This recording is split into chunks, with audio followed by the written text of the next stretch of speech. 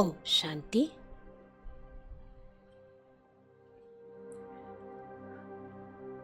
பிராமண குழந்தைகளாகிய எல்லாருக்குமே அஸ்ரீரி நிலையினுடைய அனுபவம் செய்ய வேண்டும் என்ற விருப்பம் இருக்கின்றது. அஸ்ரீரி ஆகணும்னு ஆசைப்படுறோம். ஆனால் அஸ்ரீரி நிலையில் நம்மால் இருக்க முடியல. அஸ்ரீரி பயிற்சியினுடைய அனுபவம் எப்படி செய்கிறது அப்படின்ற கேள்வி நிறைய பேருக்கு இருக்குது. நம்ம வரும்போது அஸ்ரீரியாக தான் வந்தோம். ஆத்மா போகும்போதும் அஸ்ரீரி ஆகி தான் போக போகுது. அப்புறமும் நம்மால் அந்த அஸ்ரீரி நிலையில் ஏன் நிலைச்சிருக்க முடியல? என்ன காரணம்? என்ன காரணம்? ஏன் நம்மால் அந்த அஸ்ரீரி நிலையினுடைய அனுபவம் செய்ய முடியல? யோகாவில் உட்கார்ந்தா அஸ்ரீரி ஆக வேண்டும் இல்லையா?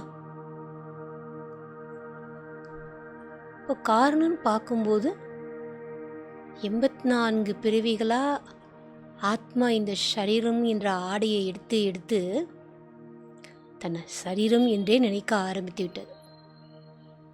நான் ஆத்மான்றதையே மறந்து போயிட்டது. ஸ்வரூபமாயிட்டது. தேகத்தினுடைய ஸ்வரூபமாயிட்டு தன்னுடைய உண்மையான ஸ்வரூபத்தை ஆத்மா மறந்து போய்விட்டது.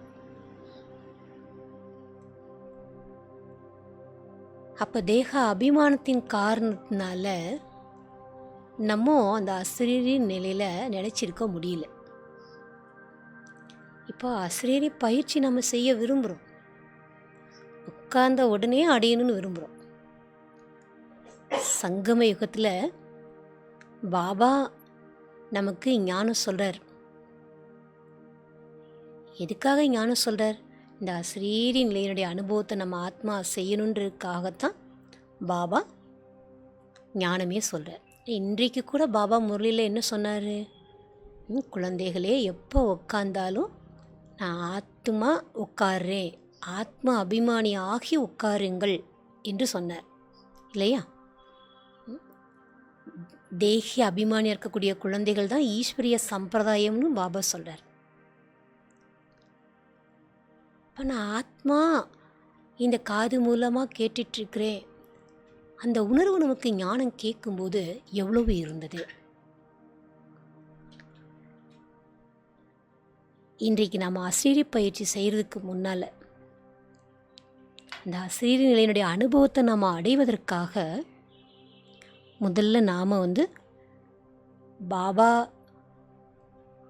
ஹோம்ஒர்க்கு கொடுத்தார் இல்லையா? அவ்யக்த வாணியில் எல்லாருக்கும் நினைவு இருக்கும். டெய்லி ஒரு நாளைக்கு 8 முறை பயிற்சி செய்யணும். 5 ஸ்வரூபத்தினுடைய பயிற்சி. பாபா என்ன சொன்னார்? தூக்கத்தை கூட நீங்கள் தியாகம் பண்ணியாவது இந்த பயிற்சியை 8 முறை செய்திருக்க வேண்டும் சொல்லியிருந்தார். பிறகு நிராகாரி ஸ்வரூபம், சம்பூர்ண ஃபரிஷ்தா ஸ்வரூபம், இந்த ரெண்டினுடைய பயிற்சி ஒரு நாளைக்கு 12 முறை நிராகாரி ஸ்வரூபம், 12 முறை ஃபரிஷ்தா ஸ்வரூபம். இந்த ரெண்டும் ஒரு நாளையில் செய்யும்போது 24 தடவை ஆயிட்டுது. இந்த பயிற்சி செய்ய சொன்னார். எப்படி சரீரம் ஆரோக்கியமாக இருக்கணும்னா சரீரத்துக்கு நம்ம ட்ரில் செய்கிறோம், எக்ஸசைஸ் பண்ணுறோம்.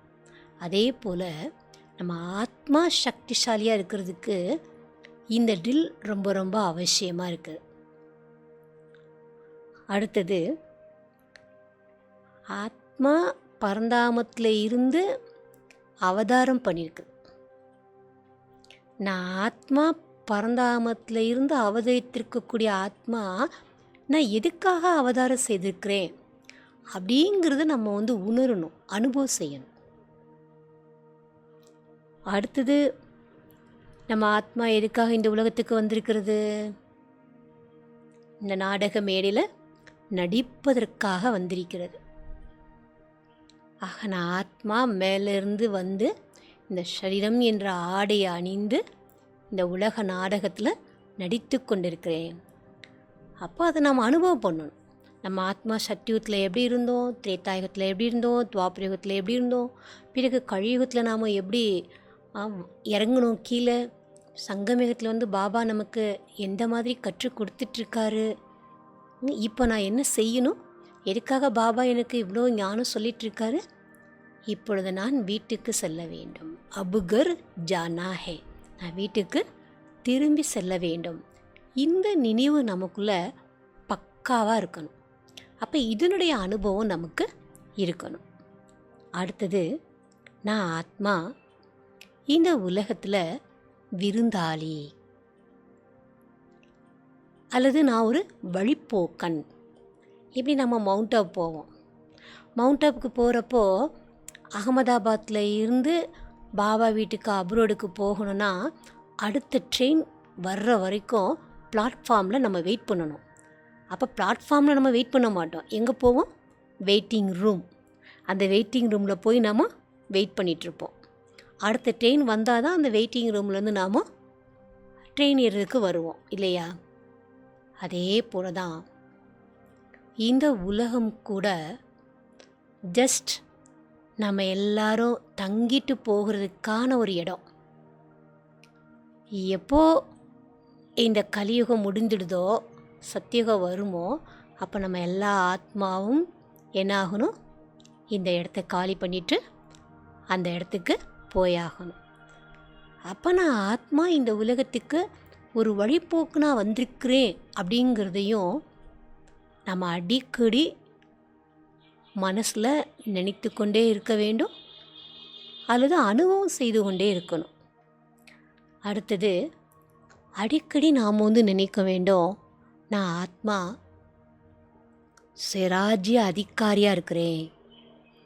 எதுக்காக சுயராஜ்ய அதிகாரியாக இருக்கிறேன்னு நம்ம நினைக்கணும்? ஏன்னா இந்த இந்திரியங்களுடைய ரசனை வந்து ஆத்மா அபிமானியாக நம்ம ஆக விடாது. இந்த இந்திரியங்களுடைய ரசனையிலேருந்து நம்ம விடுபட வேண்டும் என்றால், நான் ஆத்மா சுயராஜ்ய அதிகாரி என்ற அந்த அனுபவத்தை நம்ம செய்யும்போது நம்மளால் அந்த அசரீரி நிலையை அனுபவம் பண்ணுறது ஈஸியாக இருக்கும். இப்போது முழு நாள் இந்த ஒரு நிலையாக அனுபவம் செய்திருந்தோன்னா, இப்போ நாம் வந்து அசரீரி நிலைக்கான பயிற்சியில் உட்காந்து செய்யும்போது சகஜமாக அனுபவம் ஆகும். ஆனால் முழு நாள் நாம் எந்த அளவுக்கு இந்த பயிற்சி செய்திருக்கிறோம் தெரியாது. ஆகையினால் இப்பொழுது நாம் இந்த ஒரு பயிற்சி ஒவ்வொரு சுமான நிலையும் ஒரு 10 நிமிஷம் இருந்துட்டு அல்லது 5 நிமிடங்கள் இருந்துவிட்டு பிறகு நாம் அந்த அசரீரி நிலையினுடைய அனுபவம் செய்யலாம். நான் ஒவ்வொன்றா நான் சொல்லிகிட்டே இருப்பேன். நான் சொல்ல சொல்ல அந்த ஸ்தித்தியில் நீங்கள் நிலைத்து விட வேண்டும். ஓம் சாந்தி.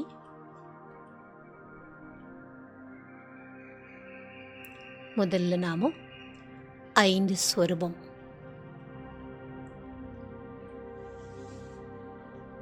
ட்ரில் செய்யலாம்.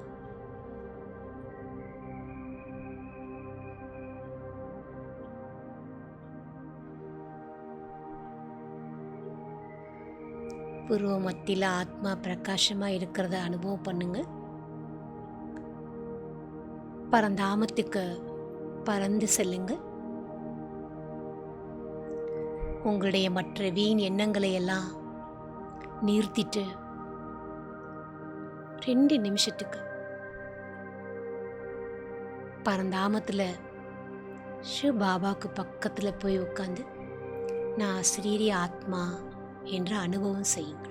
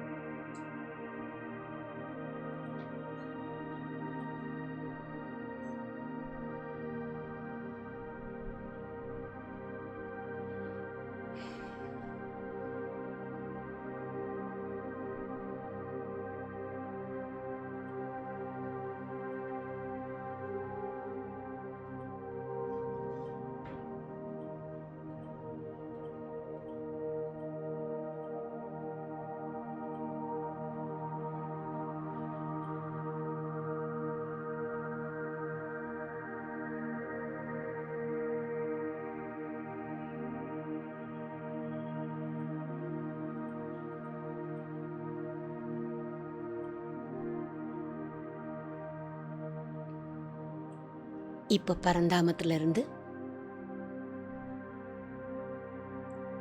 சூட்சமதனத்துக்கு இறங்கி வாருங்கள்.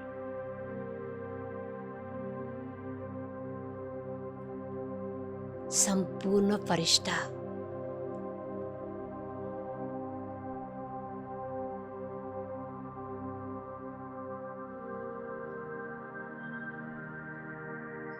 வைரத்தை போல் ஜொலிக்கக்கூடிய பிரகாசமான ஆடையை அணிந்து பாப் தாதாவுக்கு முன்னால அமருங்கள். பாப் தாதாவிடமிருந்து சக்திகளினுடைய கிரணங்கள்,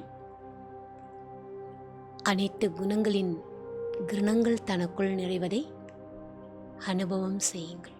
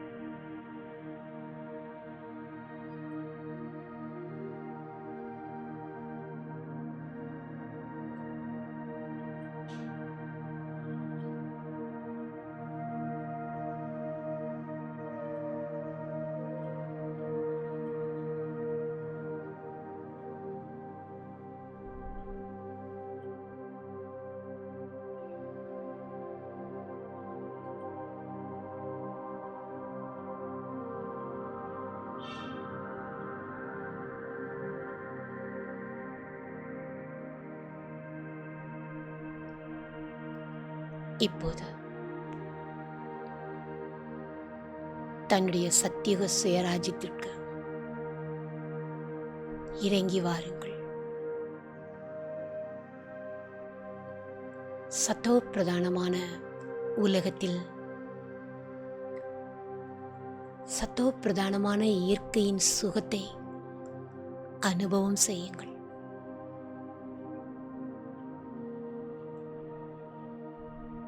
தன் முன்னால் சத்தியுகத்தின் காட்சியை தெளிவாக பாருங்கள். இரட்டை கிரீடம் அணிந்து ராதா கிருஷ்ணரோடு நீங்கள் விளையாடுவதாக அனுபவம் செய்யலாம். பழங்கள் சாப்பிடுவதாக அனுபவம் செய்யலாம்.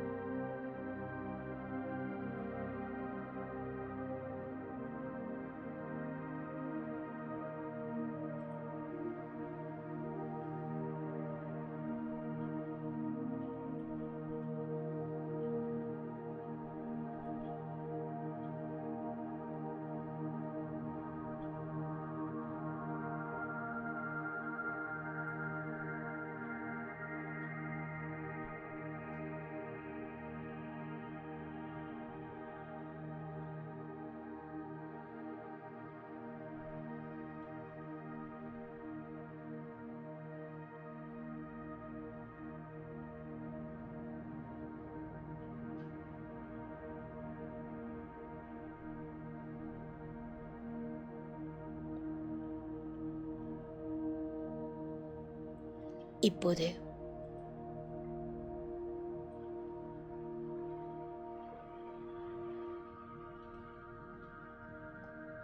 பூஜைக்குரிய ஸ்வரூபம்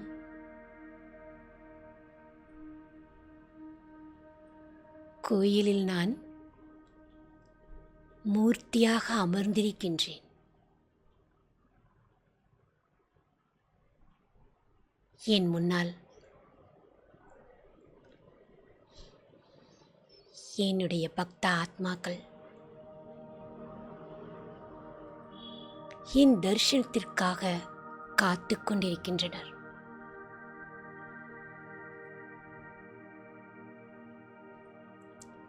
அவர்களுடைய உள்ளத்தின் கூக்குரலை கேட்கின்றேன்.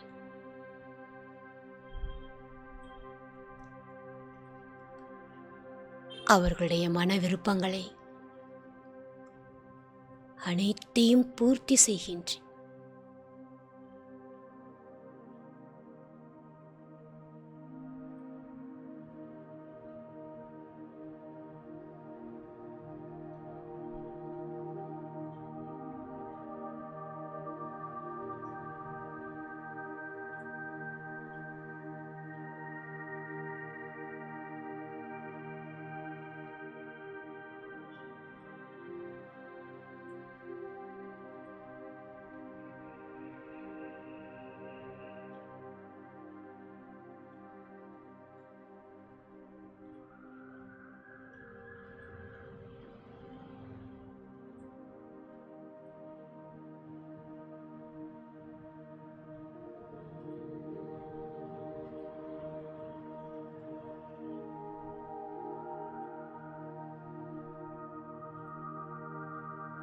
நான்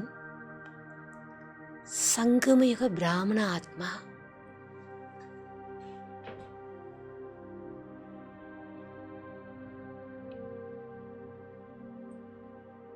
சங்கமயுகத்தின் பாக்கியத்தை நினைத்து பார்க்கின்றேன்.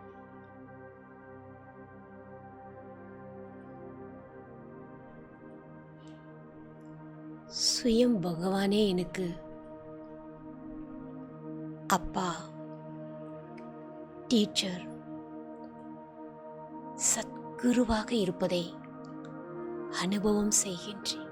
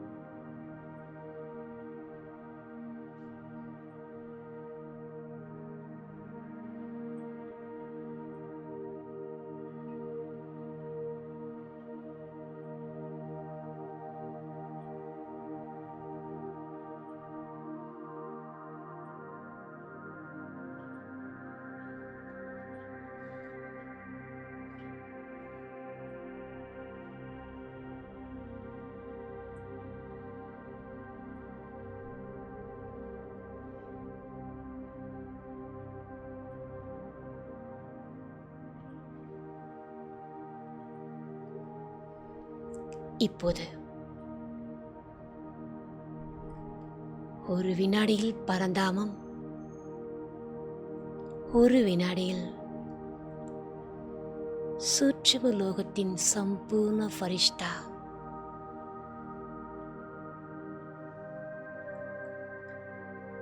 இந்த ட்ரில் 12 முறை இப்பொழுது அனுபவம் செய்ய வேண்டும்.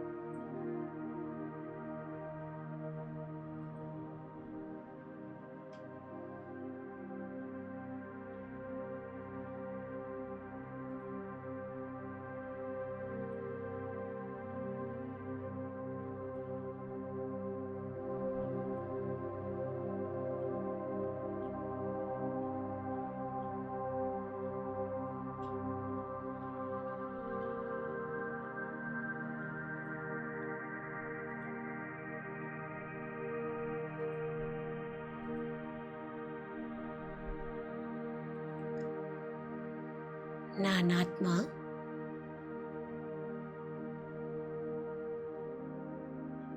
பிரகாசிக்கக்கூடிய மணியாக இருக்கின்றேன்.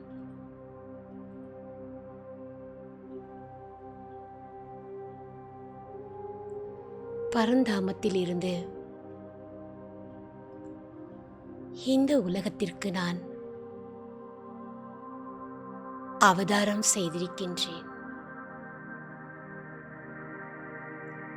உலக நன்மை செய்வதற்காக.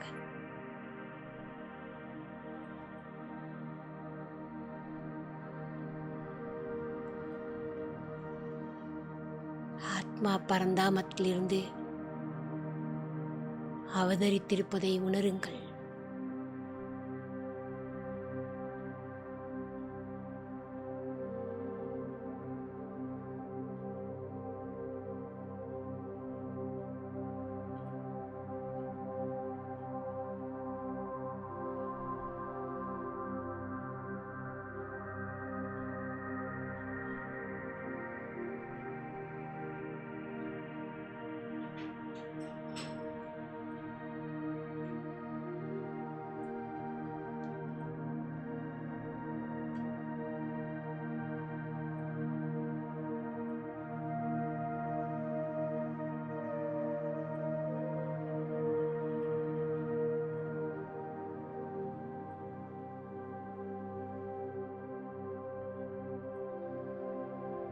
நான் ஆத்மா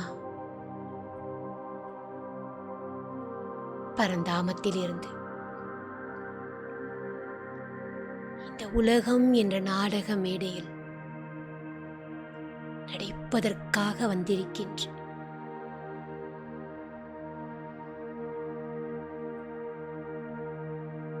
இந்த உடல் எனக்கு ஒரு ஆடை.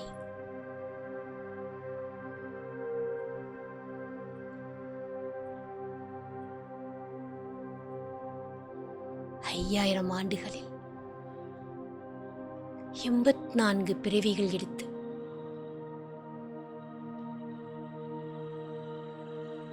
இப்பொழுது என்னுடைய கடைசி பிறவிக்கு வந்திருக்கின்றேன்.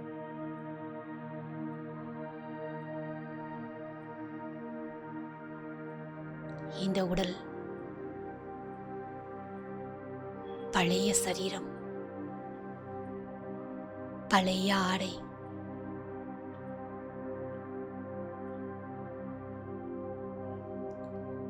அழியக்கூடிய இந்த உடலை விட்டுவிட்டு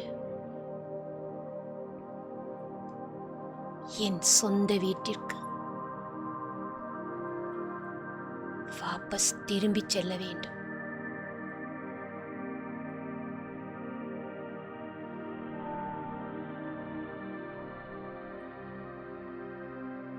உங்களுடைய 84 ஜென்மத்தை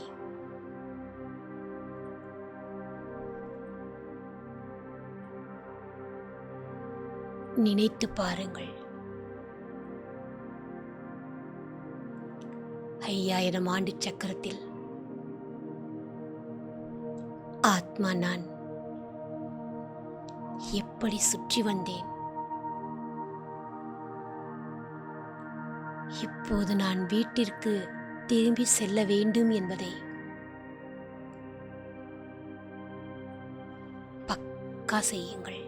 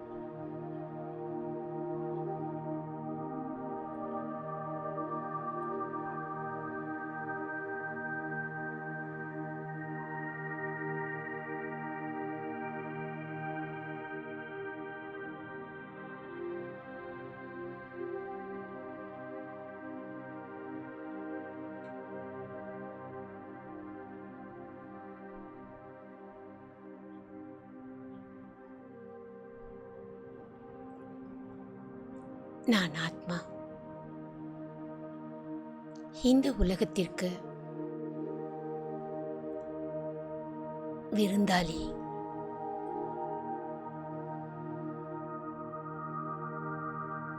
வழிப்போக்கனாகவும் இருக்கின்றேன்.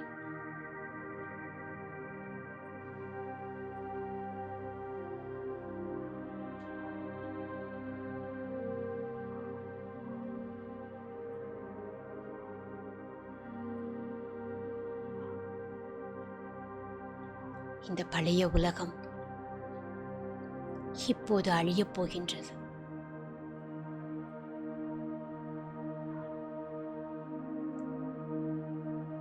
புது உலகம் ஸ்தாபனை ஆகிக் கொண்டிருக்கின்றது.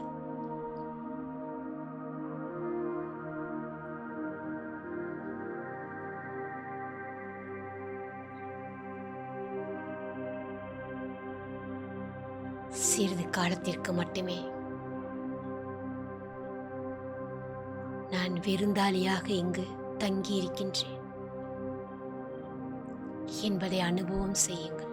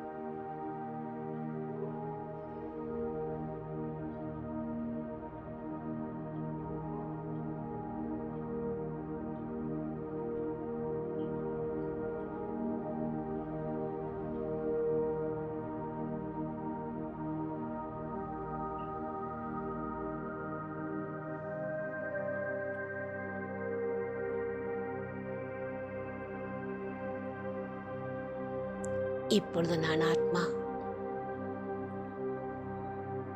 என் நெற்றியில் 2 புருவங்களுக்கும் மத்தியில்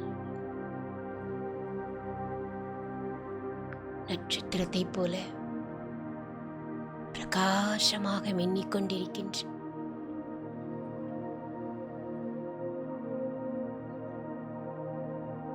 இந்த உடல் வேறு, நான் ஆத்மா வேறு.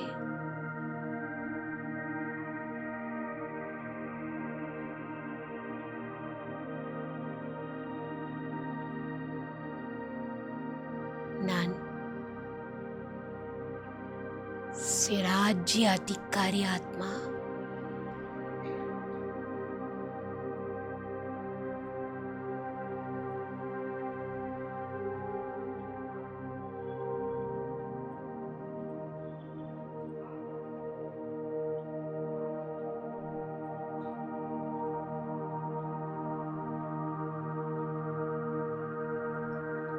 என்னுடைய மனம் புத்திக்கு கட்டளையிடுகின்றேன்.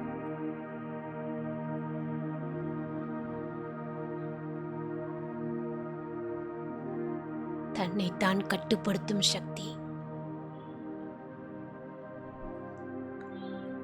ஆளும் சக்தியை கொண்டு வருவதற்கு கட்டளையிடுகின்றேன்.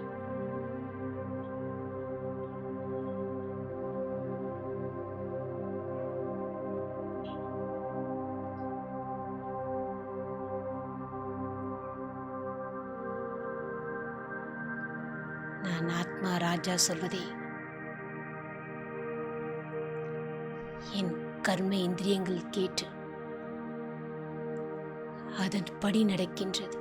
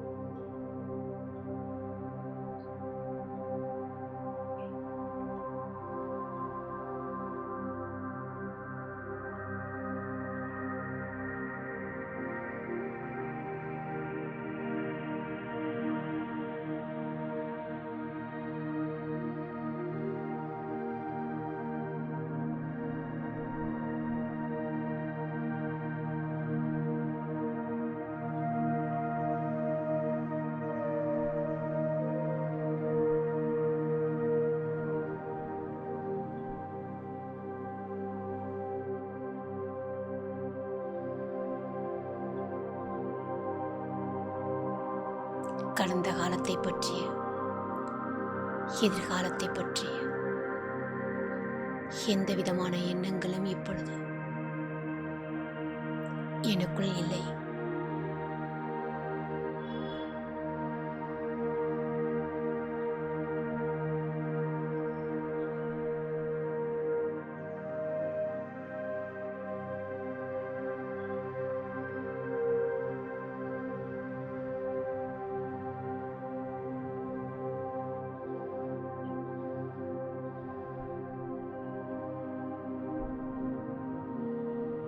புத்திக்கு சொல்கின்றேன்,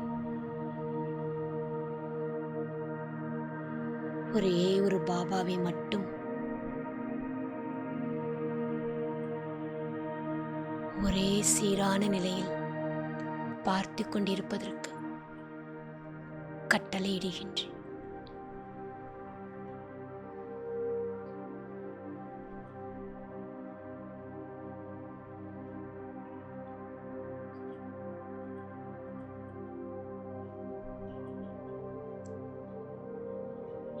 நான்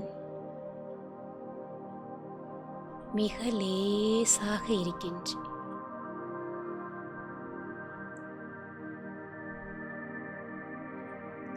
ஆத்மா நான் 2 புருவங்களுக்கும் மத்தியில் நட்சத்திரத்தைப் போல ஜொலித்துக் கொண்டிருக்கின்றேன்.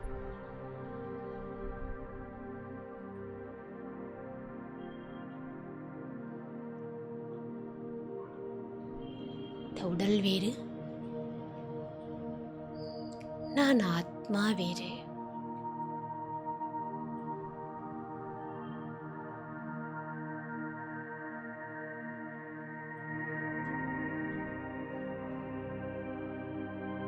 சரீரத்திலிருந்து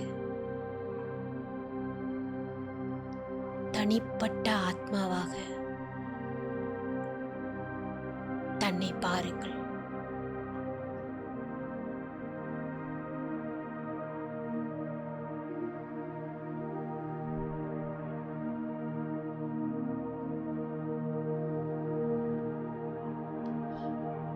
தேகம் என்ற உணர்வை மறந்து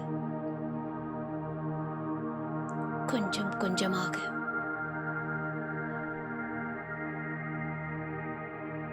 நான் ஆத்மா மேல் நோக்கி பறந்து செல்கின்றேன். மூன்றாவது கண் மூலமாக புருவ மத்தியிலிருந்து ஆத்மா வெளிப்பட்டு மேல் நோக்கி பறந்து செல்வதை பாருங்கள்.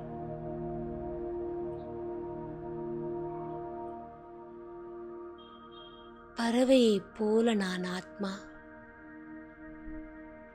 பறந்து செல்கின்றேன்.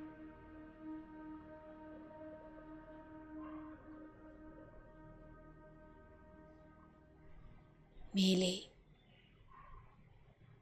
செம்பொன் சிவப்பு நிறமயமான ஒளி நிறைந்த உலகம்.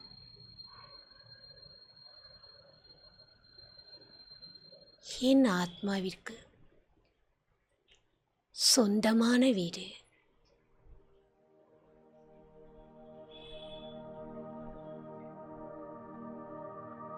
என்னுடைய இனிமையான வீடு.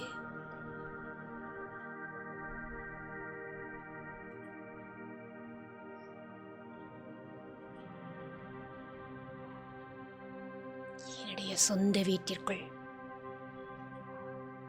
செம்பொன் சிவப்பு நிறமயமான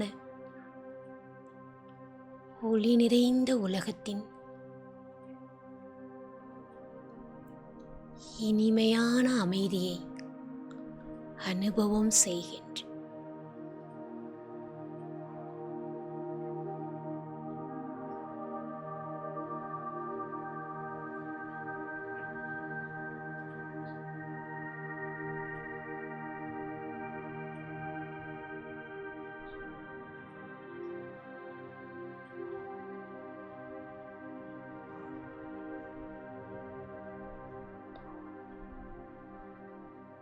நான் ஆத்மா.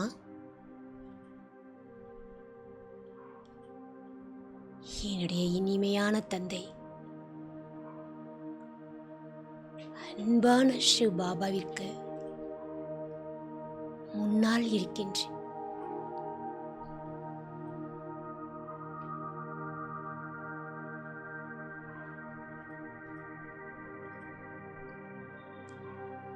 ஞான சூரியனாக சிவ பாபா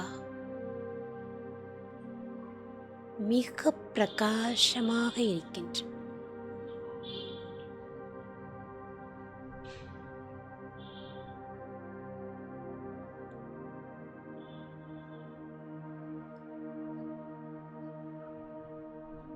நான் ஆத்மா.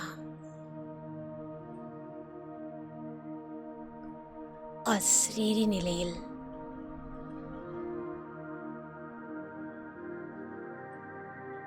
பாபாவினுடைய சக்திகளை அனுபவம் செய்கின்ற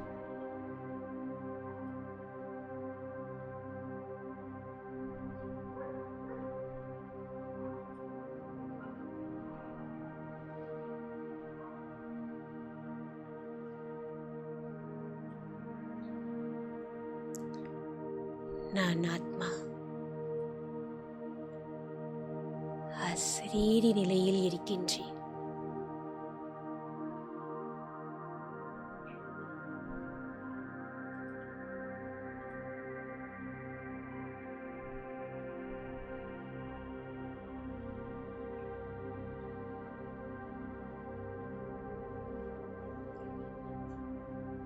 பிரகாசமாக மின்னிக்கொண்டிருக்கின்றேன்.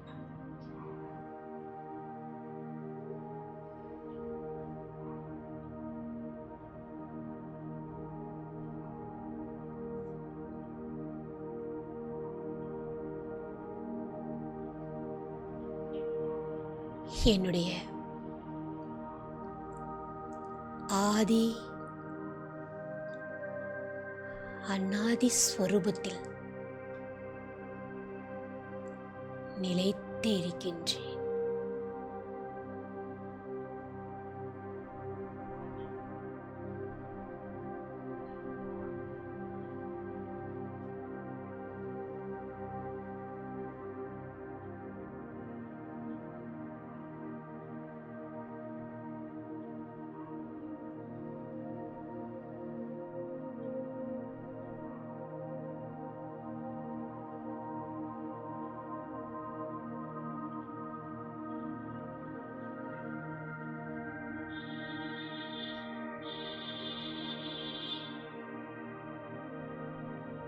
அனைத்து தெய்வீக குணங்களும் என் ஆத்மாவில் நிறைந்திருப்பதை அனுபவம் செய்கின்றேன்.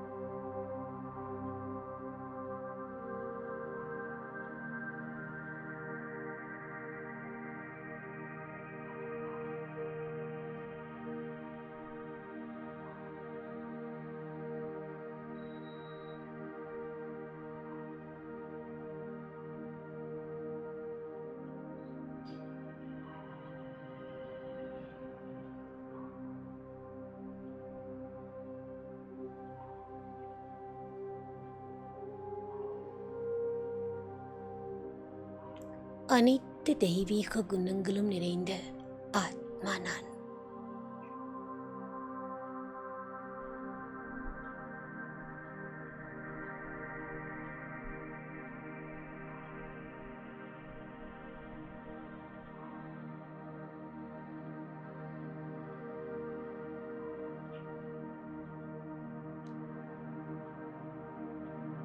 என்னுடைய பழைய சன்ஸ்கார்,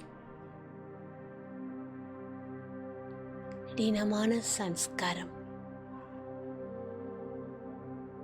ஆத்மாவில் மர்ஜாகுகின்றது.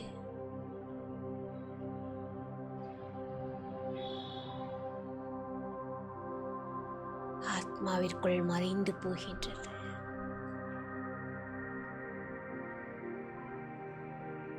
அழிந்து போகின்றது.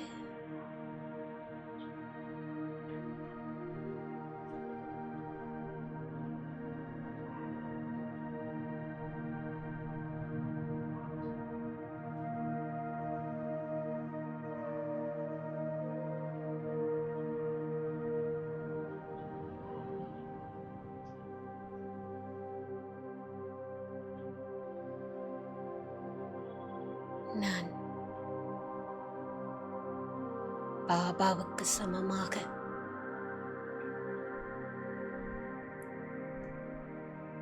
மாஸ்டர் சர்வசக்திவானாக என்னை உணர்கின்றேன்.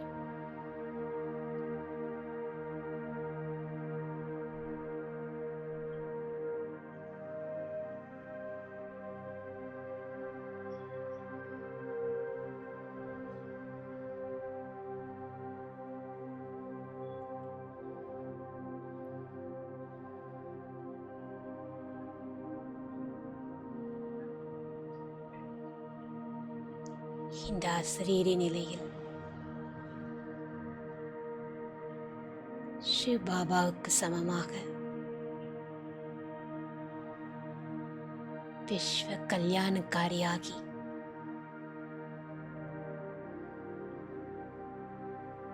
சக்திகளை நாலா பக்கமும் பரப்பிக்கொண்டே இருக்கின்றேன்.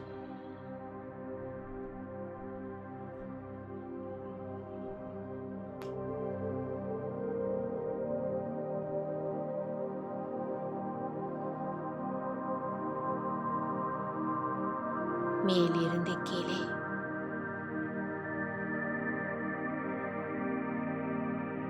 சக்திசாலியான கிரணங்களோடு இறங்கி வருகின்றேன்.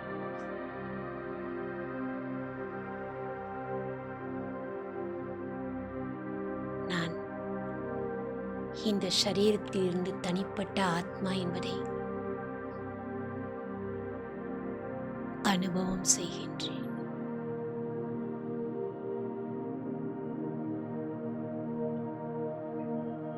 ஆழ்ந்த அமைதியை அனுபவம் செய்கின்றேன்.